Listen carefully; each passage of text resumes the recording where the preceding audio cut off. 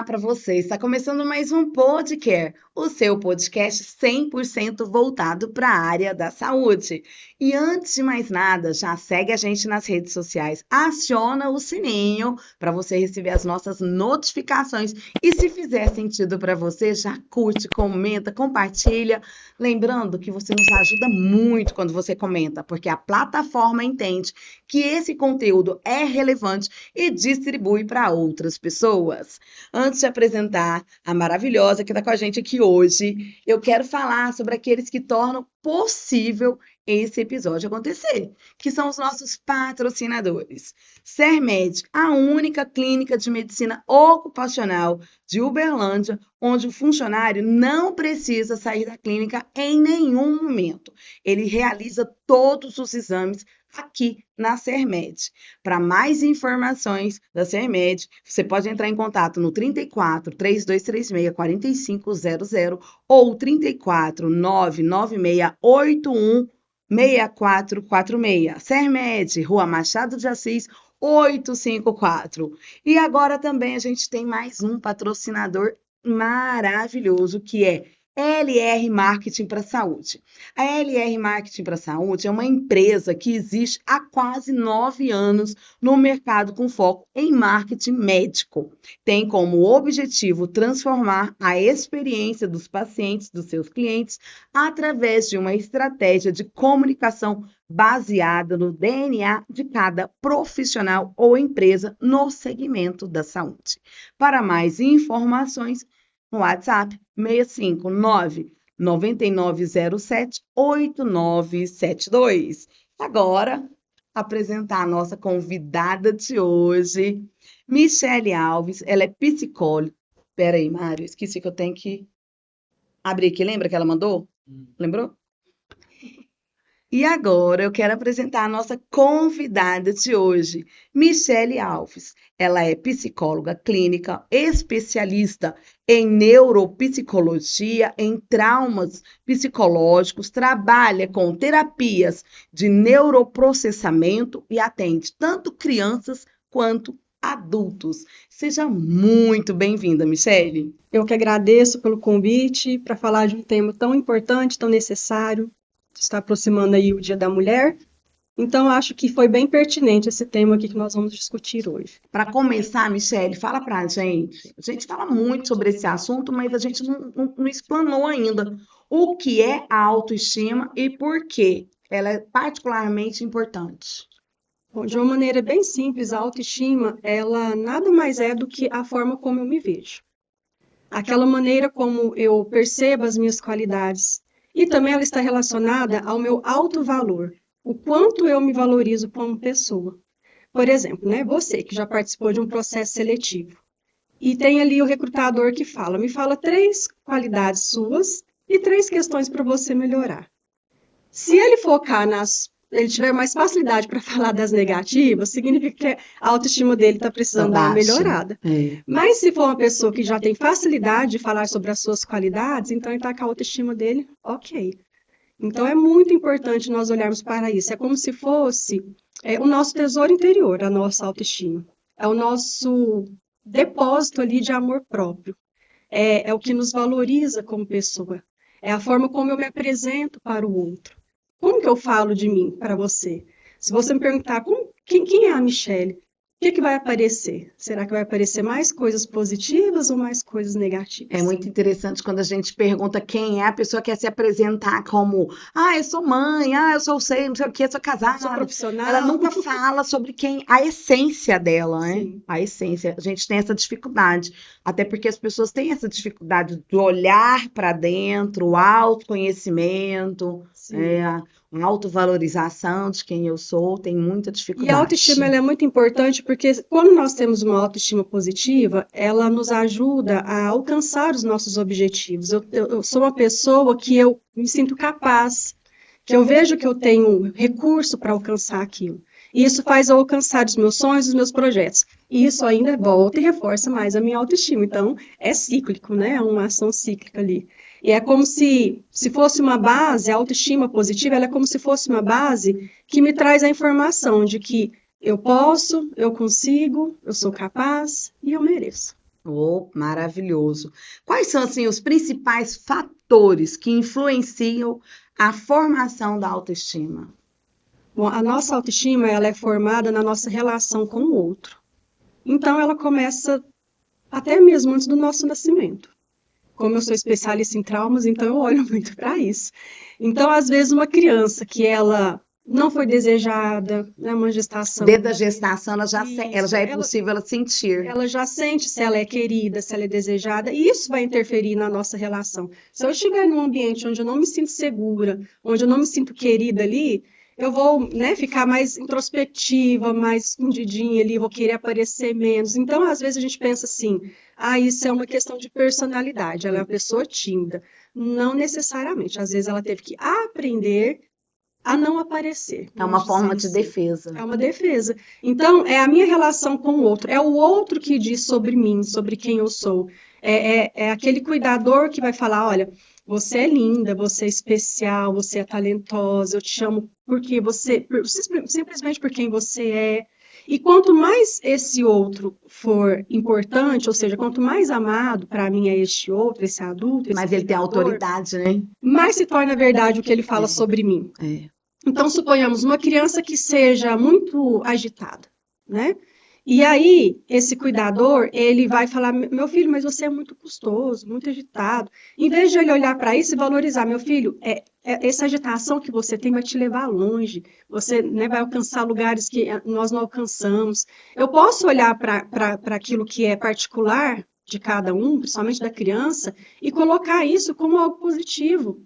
Mas para isso, esse adulto também tem que estar Esse bem, pai e essa né? mãe precisam Sim. estar bem.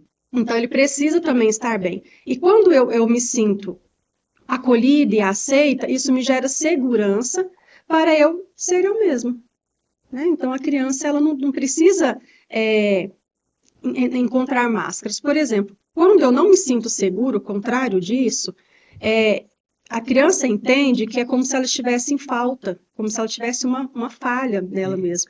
E aí é quando nós assumimos papéis. Se a gente for observar até nós mesmos, na nossa formação, na nossa criação, eu sou a filha do meio, por exemplo, Eu também.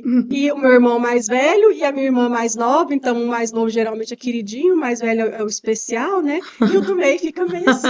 E às vezes nós assumimos papéis, né, de ser muito responsável, ou de ser muito inteligente, É. ou de não dar trabalho. Então nós vamos assumindo papéis para que a gente seja visto, né, para que a gente seja reconhecido, não por quem eu sou, mas por aquilo que eu estou oferecendo, por aquilo que eu estou fazendo. Esse assunto ele é de extrema importância. Tem gente que brinca aquele ditado: eu caso, eu compro uma bicicleta. Sim. Eu falando, antes de estar preocupado com o financeiro, a pessoa precisa estar preocupada com o emocional dela. Ela tem que estar bem resolvida para não colocar expectativa no esposo, na esposa, e também para quando ela for ter filho, ela não ficar preocupada com o financeiro. Ah, tá na hora de ter filho, por causa do financeiro, não. Eu estou preparada emocionalmente para não colocar as minhas expectativas e os meus traumas nessa criança? É extremamente importante. Eu acho que nós devíamos ter cursos para pais, né? Com E realmente certeza. valorizar, porque é o pai que vai definir quem eu sou, o pai e a mãe ali, né? Que vai definir quem eu sou. E esses pais também, é importante também trazer isso, que esses pais também são crianças que foram construídas por Com outros certeza. pais. E dependendo da geração, né, dos pais ali, foi uma geração muito autoritária. Porque a autoridade, ela é diferente do autoritarismo, né? A autoridade, ela é uma questão respeitosa. Eu respeito o outro porque ele é uma pessoa que me respeita, então é recíproco. Uhum. Agora, o autoritarismo, ele impõe medo.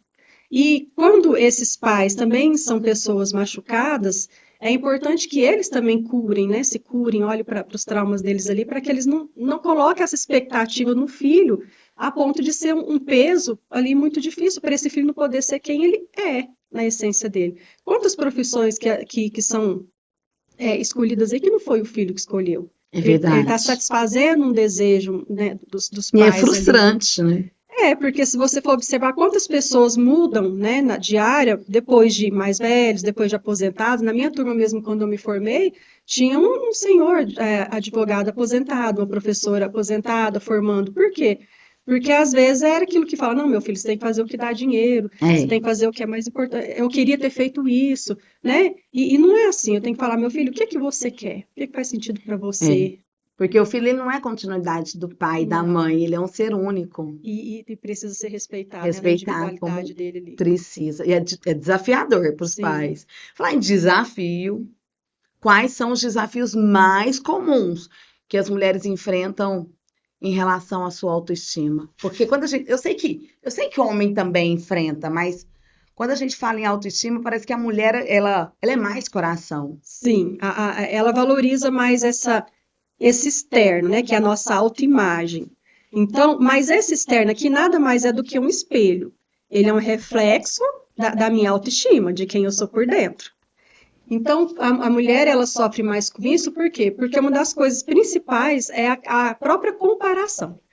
Principalmente com essa vida instagramável, onde todas as coisas são muito bonitas e perfeitas, isso não existe na realidade, né? Nós passamos por desafios e é justamente os desafios que são importantes para nos fazermos romper, crescer, encerrar ciclos, né? É isso que é extremamente importante para que eu me desenvolva e saia, às vezes, até do meio que eu estava e realmente viva aquilo que eu desejo, que faz sentido para mim. Então, essa questão desses desafios, a comparação é terrível. As mulheres são extremamente, né, más com elas mesmas. É a mulher que fala para um homem, nossa, olha aqui, eu tô com esse, aqui tô mais gordinha aqui, eu queria mudar isso. Às vezes o O homem homem nem nem viu, nem, observa. nem tá nem aí com isso. A mulher, quando ela está junto, e começa a falar, olha, você viu a roupa daquela lá? Nossa, e o cabelo dela? Homem, quando eles se juntam, eles não falam isso, né? Então, não tem essa questão ali no meio masculino, né? Então, a mulher ela é muito carrasca, muitas vezes, e justamente por conta disso, de ela querer cumprir uma expectativa. Às vezes ela não foi amada e aceita na sua essência, então ela entende que ela só vai ser querida e aceita se ela estiver ou muito magra, ou muito bonita, ou muito E às vezes inteligente. aquilo nem combina com o corpo dela, não tem nada a ver com a identidade de quem ela é. E Sim. ela tá ali preocupada com aquilo. Aí entra a questão também de que quando nós temos uma baixa autoestima, nós nos associamos a pessoas que têm o mesmo nível de pensamento Como que que eu. pode, né? Então, nós nos aproximamos dos iguais, né? Os É. iguais se atraem ali. Então, muitas vezes eu vou estar em um grupo onde, onde eu já estou me sentindo aceita, e que bom, porque nós temos essa necessidade de sermos aceitos, né? Nós temos a necessidade de estar envolvidos com o outro. E, porém, ali, às vezes eu vou ter, principalmente na adolescência, às vezes eu vou assumir comportamentos e até mesmo a questão de aparência que não é coerente com os meus valores, com aquilo que faz sentido para mim, simplesmente para mim me sentir aceita naquele grupo. E isso a gente leva para a vida depois, né, para a vida adulta. Então, muitas vezes as mulheres hoje em dia, elas têm como desafio também a questão de suprir expectativas. Ah, a mulher tem que ser assim, a mulher tem que se vestir dessa forma, você tem que ser mãe, ou não, você não Gente, como pode. é pesado esse negócio, né? Essa coisa de que a mulher já nasce com algumas coisas, né? Você tem a idade, aí você tem que menstruar até tal idade, até hoje você não menstruou, aí ela menstruou, você não namorou ainda, você não beijou na boca, você não, você tá namorando, você não casou, você casou, e filho, quando que você, sabe? É uma cobrança que a sociedade tem sobre a mulher, e isso é E pesado. se a mulher não estiver bem com seus valores, ela vai fazer comportamentos para, às vezes, né, tá ali fazendo o que o outro espera, suprindo a expectativa do E outro. ela não para pensar o que ela quer. E depois quem vai sofrer as consequências é ela. Porque você tem que fazer tudo na sua idade. Eu demorei a casar. Demorei.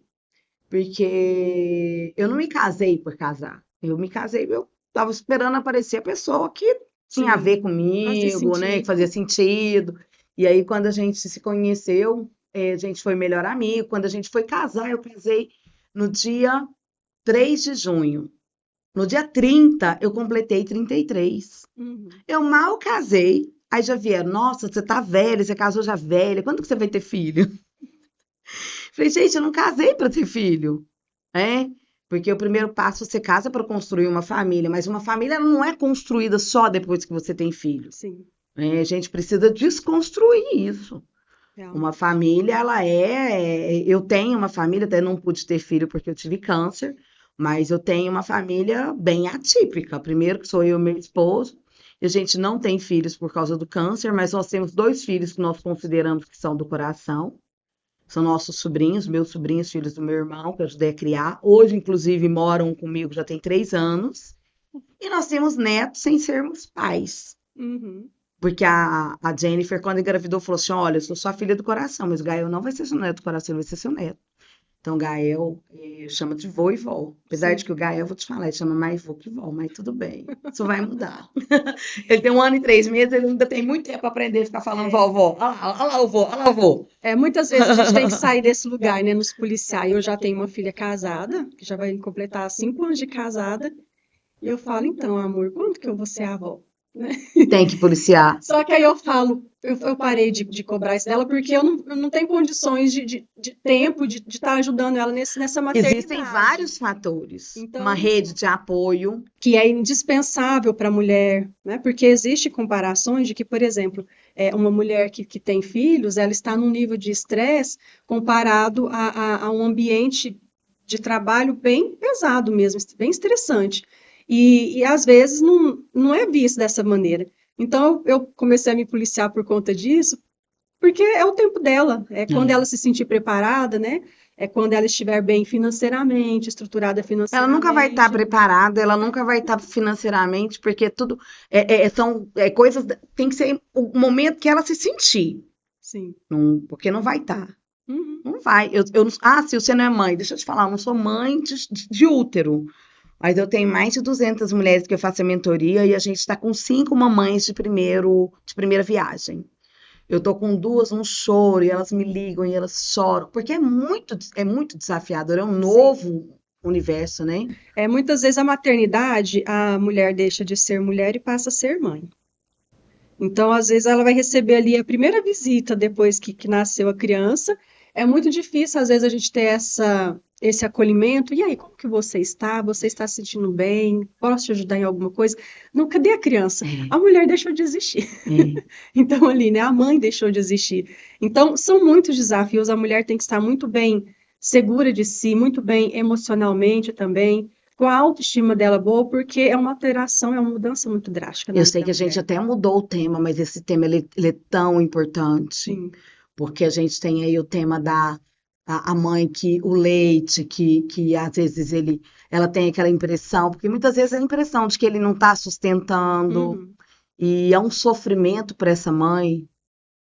Ou às vezes não tem leite, né? Eu, eu Às não, vezes eu não não tem conseguia leite. amamentar as minhas filhas, Aí. então eu tentei de tudo, que me falava, que me ensinava, até caracu eu bebi, que é horrível, né? E, e não Não resolveu. Então, assim, resolveu. foi uma frustração, porque principalmente na minha última filha, eu tinha certeza que seria a minha última, eu queria, né, ter amamentado, ter tido um tempo de mais qualidade com ela, mas não foi possível. Então, é importante eu estar bem com isso. Eu até trago muito isso, porque como eu sou especialista em traumas, e a maioria dos nossos traumas tá a mãe e o pai envolvidos, né? Principalmente a mãe. Hum. Então, eu trago muito isso quando o paciente vai falar sobre alguma situação, ele, não, eu não quero culpar minha mãe. Eu falei, olha, aqui a gente não está trazendo culpa, né? Resposta. Aqui, pelo contrário, a gente tá, eu gosto até de ensinar que a mãe, o pai, o cuidador ali, ele deu o que ele tinha de melhor naquele A momento. gente não dá o que não tem. Então, é óbvio que eu posso mudar, por exemplo, eu falo que eu fui uma mãe para minha filha mais velha, eu fui outra para minha caçula, elas são 11 anos de diferença. Então, nós vamos mudando, e que bom que nós vamos melhorando. E, infelizmente, a mais velha é a que você vai Sim, aprendendo com e ela. geralmente é a que pena mais com a gente, né? Então, ali, a gente precisa entender que essa questão do trauma sempre vai estar os pais envolvidos. Não tem E é como. importante nós, como mães, como pais, a gente estar tranquilo em relação a isso, que eu fiz o meu melhor. Porém, eu também trago isso do lado como psicóloga ali, que o paciente ele precisa reconhecer que para ele existiu uma falha. Porque quando você trouxe a pergunta como que é formada a nossa personalidade, ela é formada na infância. Uma criança ela não tem filtros, ela aceita aquilo que é passado para ela como verdade. Ela acolhe aquilo lá como verdade, de novo, principalmente se for de uma pessoa que ela ama. Então, às vezes ali, traumas são formados por uma interpretação de um cérebro infantil, que ainda está em desenvolvimento, que ele não sabe questionar, que ele não sabe falar, não, isso não é verdade. Não, ele vai aceitando como verdade e aquilo lá vai moldando as crenças dele. E as crenças determinam o comportamento dessa pessoa. Então, por isso que é importante, voltando novamente, nós cuidarmos da infância, realmente os pais, né, estarem preparados para serem pais, porque, né, os pais formam ali a sociedade. Eu falo que todo mundo tinha que fazer terapia, né, para gente lidar melhor com os desafios que a vida oferece para a gente. E falando em terapia, de que maneira a terapia ela pode aí auxiliar, né, mulheres que lutam contra a baixa autoestima. Você trabalha com, eu sei, eu estava vendo o seu Instagram, você trabalha com uma terapia diferenciada. Fala um pouquinho para a gente sobre isso.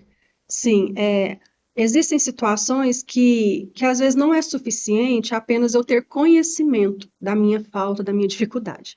Por exemplo, suponhamos que eu tenho uma dificuldade de falar em público.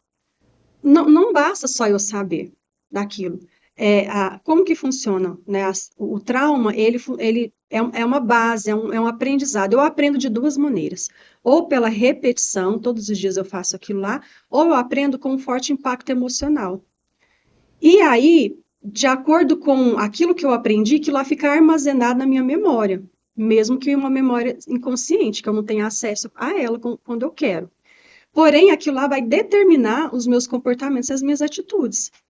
Então, suponhamos que aconteça algo. Muitas vezes nós temos alguns comportamentos que até a gente fala para nós, não, mas como que eu fiz isso, né? Não acredito que eu fiz isso. Por quê? Porque não é eu, adulto, que estou agindo. Foi o eu que aprendeu, muitas vezes, né, um comportamento que não é tão assertivo para os dias de hoje, que está respondendo diante daquela situação. Porque o meu cérebro, né, o meu subcórtex, ele é mais rápido do que o meu neocórtex, que é a parte pensante, que processa, que pensa sobre aquilo. É muito mais uma questão de reação. Um exemplo, alguém me joga uma pedra para o meu lado, a primeira coisa que eu faço é desviar. Depois que eu vou pensar, era para mim? De onde que veio? Então, tem essa diferença, vamos dizer, um delay, né, em relação ao nosso funcionamento cerebral. E os traumas, aquilo que nos molda, as nossas crenças, eles estão a nível de memória, a nível de subcórtex mesmo. Então, por isso que é importante as terapias de neuroprocessamento, que elas trabalham através do corpo ali da pessoa, do que o corpo está demonstrando, se ele está em segurança ou não, se está tranquilo ou confortável para ele, nós vamos acessando situações que às vezes nem ele tinha acesso. Uhum. Por exemplo, nas terapias de neuroprocessamento, a gente trabalha traumas de gestacionais, de quando a mãe estava ali grávida. Às vezes a pessoa tem algumas atitudes, uma pessoa que me trouxe uma situação, ela é uma mulher muito bem estudada, muito conhecimento sobre ela, mas ela não rompia em algumas áreas. E aí ela falou, não, mas eu já tentei tantas coisas. Eu falei assim, como que foi? Você foi uma criança desejada? Você teve permissão para existir? E ela, olha, eu acho que é isso aí, né? Porque às vezes eu não tive uma permissão para existir, e isso está registrado no meu subcórtex ali, E né? quanto antes ela descobrir, você que trabalha com criança também, antes é curado esse trauma. Sim, é porque como que funciona, né, o cérebro? Ele vai aprendendo. Então, aquilo que eu experienciei, que o meu cérebro entende que é parecido, ele coloca dentro daquela gavetinha. Então, vamos supor que eu sofri um bullying na infância ali. Os amiguinhos riam de mim, tá naquela gavetinha. Aí eu passo por uma situação parecida. Aí a professora me expôs, eu me senti exposta. Ele vai e coloca naquela gavetinha. Então, quando nós vamos trabalhar com o adulto, às vezes um tema que a gente abre vai aparecendo várias situações que está ali dentro daquela mesma gavetinha. Subseções ali. Isso. A criança já não, porque ela tem menos memórias, menos experiências. Entendi. Então, a criança, geralmente, o resultado é mais rápido do que com o adulto. Apesar de que a terapia que eu trabalho, ela já é uma terapia por ser focal, ela traz, né, resultados mais rápidos do que as demais terapias mesmo. Interessante mesmo. Quais as dicas que você poderia, assim, passar para a gente que podem ajudar mulheres a construir ou recuperar a autoestima? Olha, a psicologia positiva, ela fala muito sobre a questão de nós nos valorizarmos, descobrir as nossas potências, nossas potencialidades. Então, suponhamos que eu comece a, todos os dias, olhar para as coisas que eu faço bem, que eu me valorizar, com isso vai me reforçar o meu alto valor. Em vez de eu ficar olhando para aquilo que eu tenho falta, que eu preciso melhorar, eu vou valorizar aquilo que eu tenho de bom e eu vou começar a ver que eu tenho qualidades. Pode ser que eu não seja como tal pessoa ou tal pessoa, mas eu sou assim e isso que eu faço muito bem. Então a gente começar a olhar que seja, por exemplo, uma pessoa que cozinhe muito bem, que seja uma pessoa que fale muito bem, que se expresse muito bem. Então a gente precisa valorizar essas questões. Outro ponto que a psicologia positiva traz é, por exemplo, o diário da gratidão. Uhum. Todos os dias eu agradecer pequenas coisas que me fez ser grata, que me fez feliz naquele dia. Pode ser que seja assim, eu pegar um sinal aberto numa rampa. Quer me deixar feliz? Eu pegar um sinal aberto na rampa. Então, às vezes é um banho quente que você chega em casa e toma e aquele banho fez toda a diferença. A gente não precisa de coisas extraordinárias.